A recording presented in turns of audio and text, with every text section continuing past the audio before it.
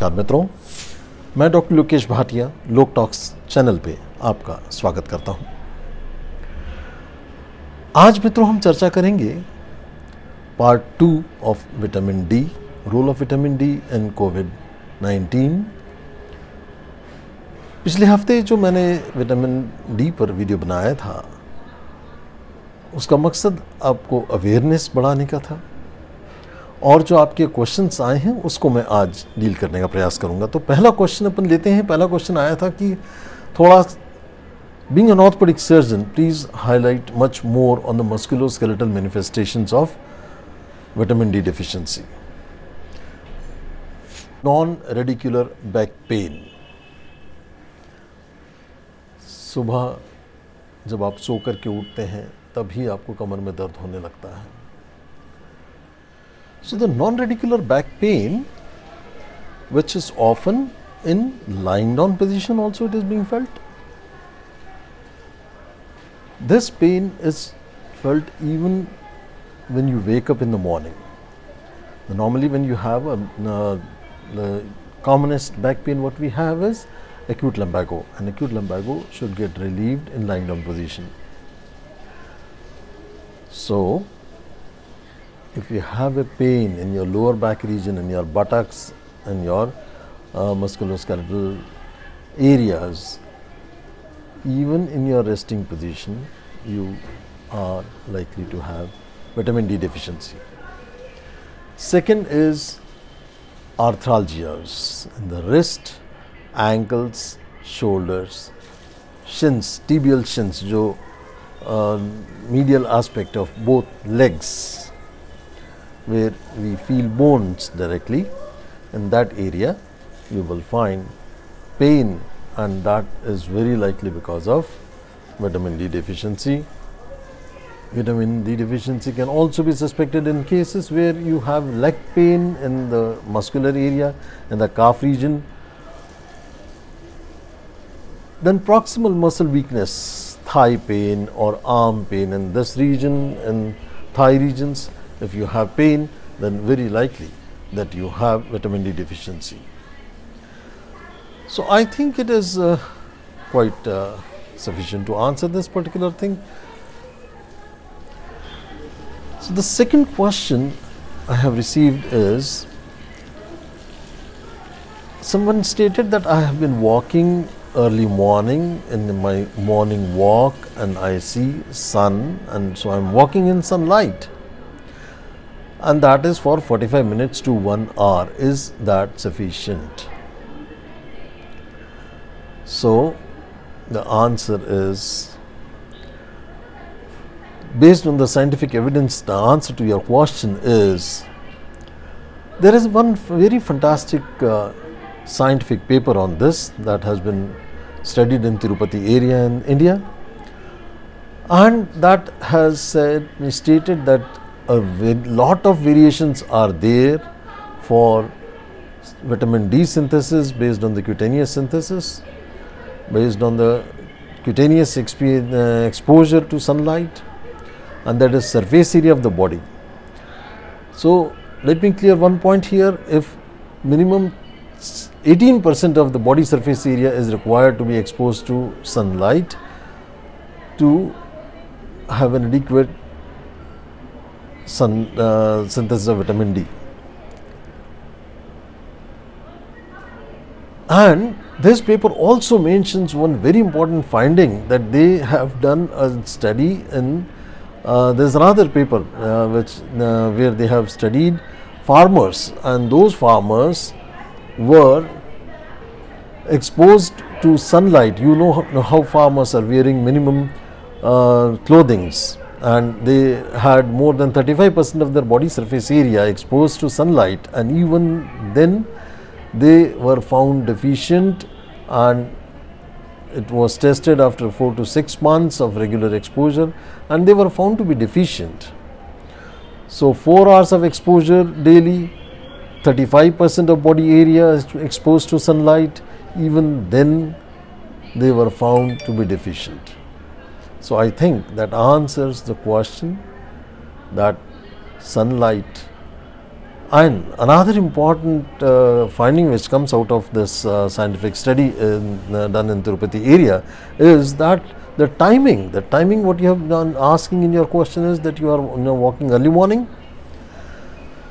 So the timing in whole of India almost it is 11 a.m. to 2 p.m. The best timing for walking for vitamin D purpose is between 11 to 2 p.m. and minimum 20 minutes of walk is required with minimum exposure area of 20 to 30% surface area of your body. Minimum 18% surface area exposure is required. So I think that answers your question, right?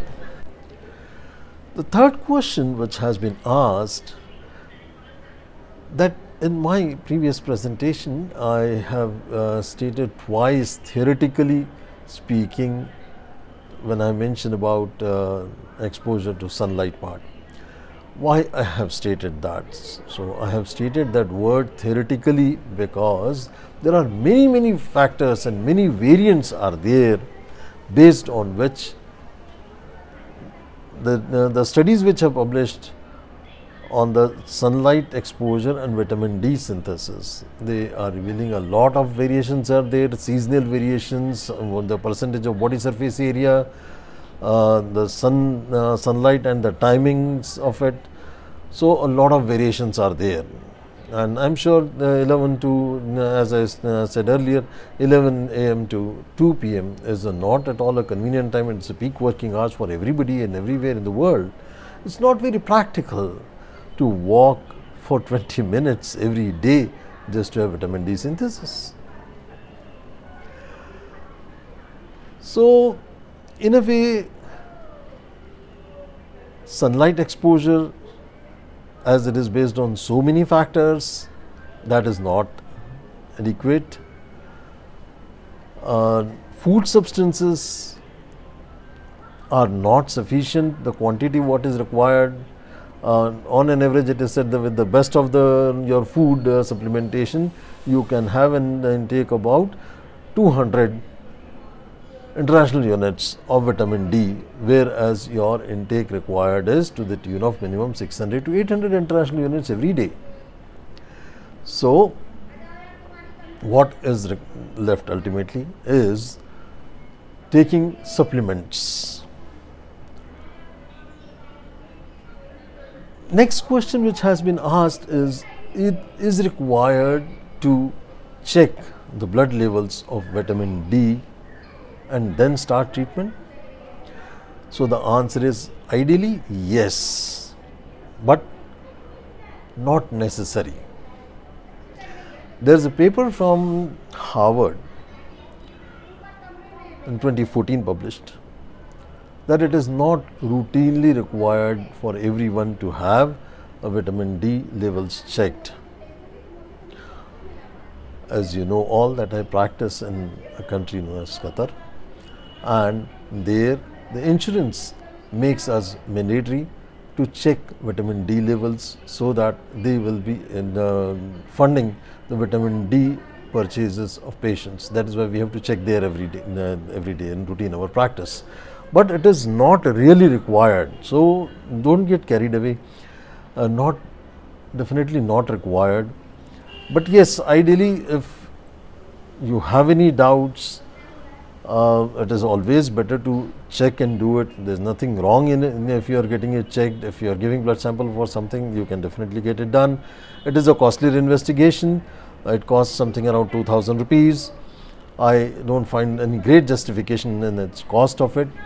So that is why I have recommended that one can start taking supplementations, and if you think that you have no symptoms at all, that symptomatology wise absolutely everything is fine, because one of the question which has come is, if I have no symptoms as you have mentioned in your presentation, then what I should do?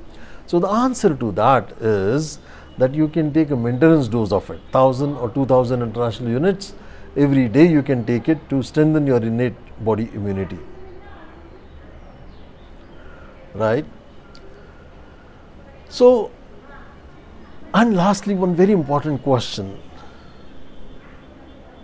They said that you have made a title of role of vitamin D in COVID. So is there a scientific study about it?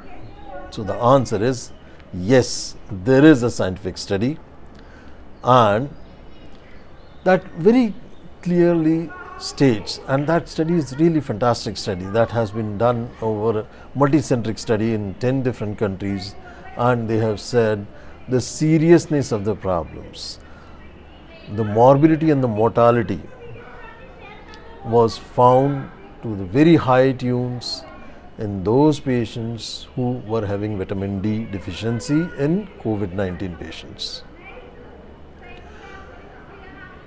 So it is very much recommended to take vitamin D, and now even those studies who have been done for the COVID also, they are also coming up with routine recommendations for vitamin D. So let's not have any doubt about it, and without any doubts you can definitely take it. Choice is yours. If you have no symptoms at all, you can definitely take 2000 international units every day, and just as a maintenance dose. And if you have slightest of any of the symptoms, as I've said before, any just to revise all those, low mood, all the symptoms what I mentioned in my first first presentation, in my first video, I will definitely put a link of that video also in this in the description of this, and you can recheck yourself. And if you have any symptoms, then definitely you should be taking 50,000 units once a week for at least 4 to 6 weeks time.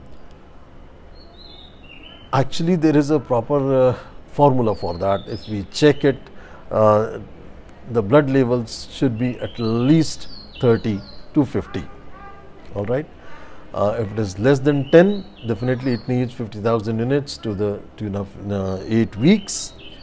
If it is 10 to 20, we give it for 4 to 6 weeks. And if it is more than 20, then we just give a maintenance dose of 1000 or 2000 international units, 1000 twice a day or 2000 units once a day for a period of at least 3 to 4 months. So this is the routine about it. Hope I have answered all your questions. So viewers, I think I could give you reply to all your queries very satisfactorily. And the objective of creating these 2 videos on vitamin D was to develop an awareness, to make you feel the need and requirements of getting your vitamin D levels to adequate levels. So make your own decision, learn from these 2 videos, go ahead with taking vitamin D supplements so that you can develop adequate innate immunity so as to protect yourself from the current COVID-19 situations. Do take care of yourself. Hope you like the contents, and I hope you're all taking care of yourself very well.